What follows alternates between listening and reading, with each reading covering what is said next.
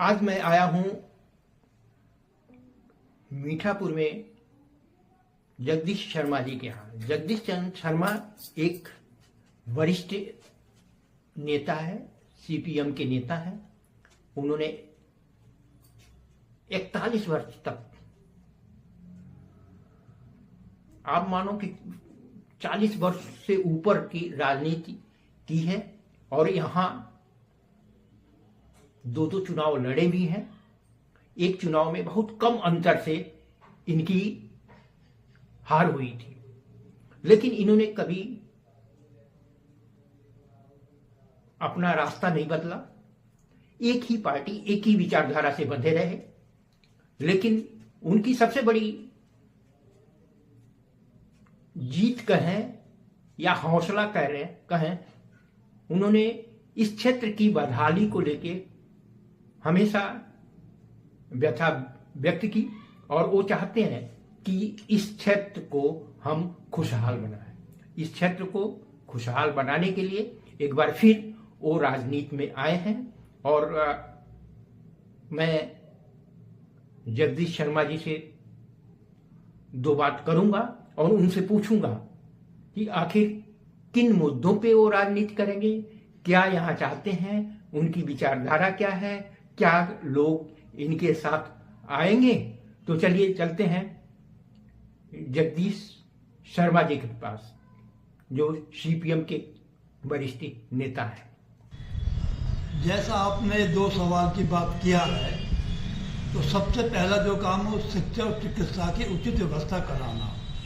दूसरे, सरकारी एजेंसियों की लूट और 31 साल से 2 आदमियों के गिरवी रखी राजनीति को मुक्त कराना, ये हमारा पूर्व मुख्य उद्देश्य है।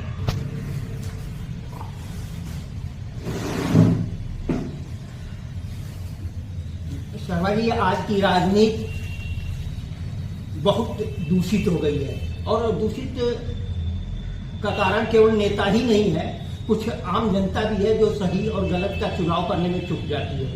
क्या इस बार आप नए सिरे से फिर कोशिश करेंगे कि कुछ और नेता जो किसी भी दल के हों, आपकी विचारधारा से जुड़ते हों, आपके काम की विचारधारा से जुड़ते हों, वो आपके साथ आ जाए?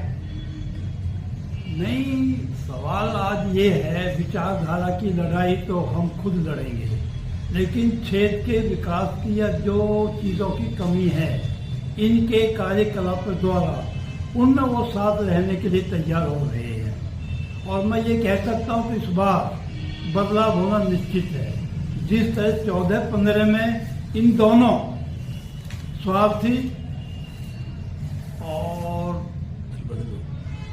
मनुवादी सोच के नेताओं ने सिर्फ जनता भड़की थी, आज वही हालात बनते आ रहे हैं। विशेषकर महिलाओं के अंदर इनके प्रति बहुत ज़्यादा गुस्सा है और वो चाहते हैं कि बदलाव हो।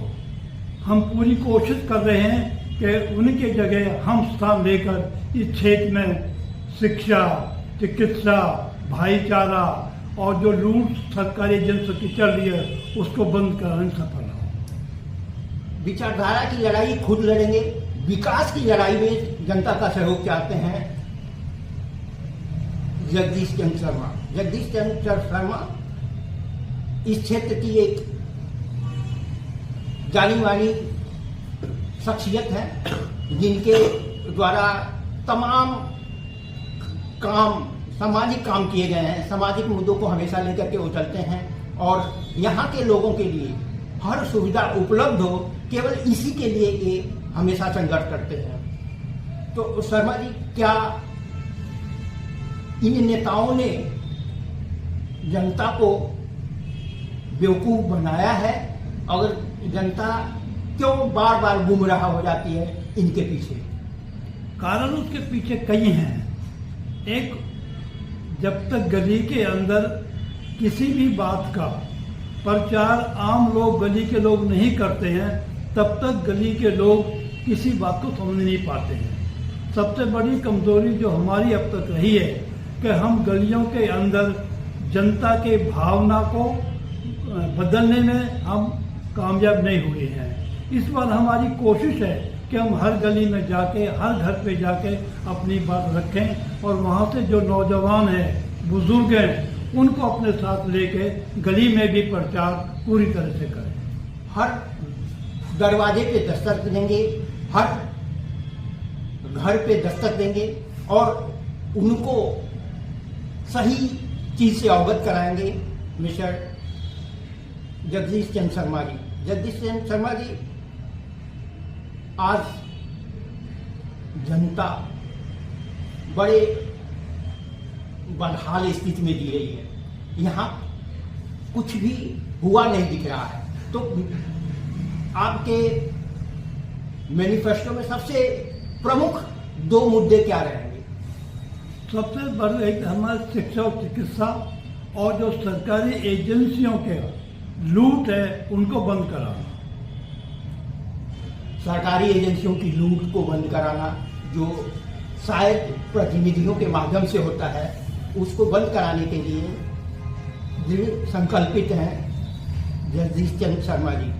जगदीश चंद्र शर्मा जी बंदरपुर विधानसभा में तमाम ऐसे नेता हैं जो दूसरे दलों में भी प्रताड़ित हो रहे हैं। तो काम के आधार पर क्या उनको एक निमंत्रण देंगे, सुझाव देंगे कि वो काम के बैनर तले हमारे साथ आए और क्षेत्र के विकास में सहयोग करें? ये सही बात जो आपने कहा है कि बहुत से लोग अभी भी हमारे साथ हैं।